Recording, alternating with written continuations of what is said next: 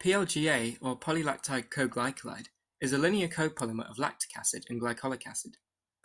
It is manufactured via condensation polymerization of lactic acid and glycolic acid, or ring opening polymerization of lactide and glycolide, which are the cyclic diesters of lactic and glycolic acid.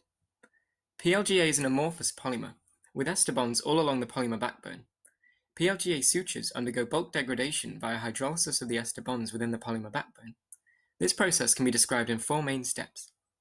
Step 1 is hydration, where water penetrates into the amorphous region and disrupts the van der Waals forces and hydrogen bonds, causing a decrease in the glass transition temperature, which makes the sutures more flexible and allows water to enter the structure more easily.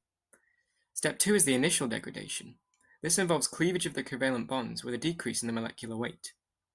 Step 3 is constant degradation, which is when the degradation process starts being autocatalyzed by carboxylic acid end groups.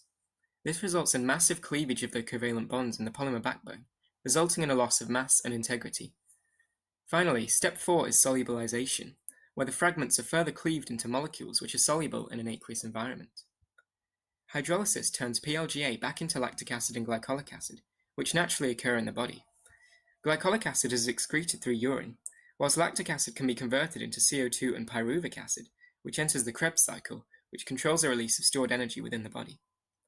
The body's own blood and tissues provide the water for hydrolysis to occur, allowing PLGA sutures to be used all over the body.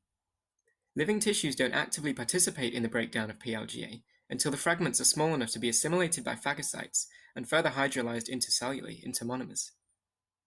One exception to this is the foreign body response to PLGA sutures, where surrounding cells produce free radicals and acidic products, which can increase the rate of degradation. The degradation rate of PLGA depends on several factors. The main factor is the ease at which water can access the ester bonds to hydrolyze them. Lactic acid contains hydrophobic CH3 or methyl groups, which repel water molecules.